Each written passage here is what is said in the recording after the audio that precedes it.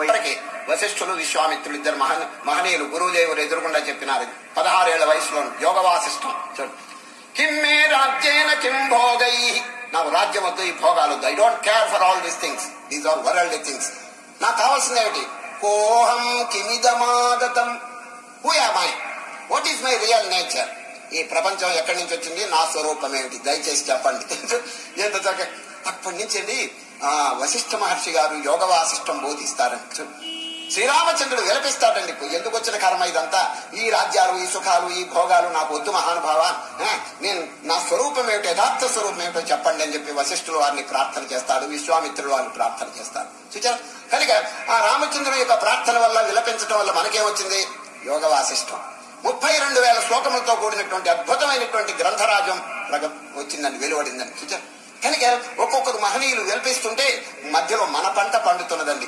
అర్జునుడు విలపిస్తే భగవద్గీత వచ్చింది, పరీక్ష మహారాజు విలపిస్తే భాగవతం వచ్చింది, రామచంద్రుడు విలపిస్తే యోగ వాసిష్టం వచ్చింది.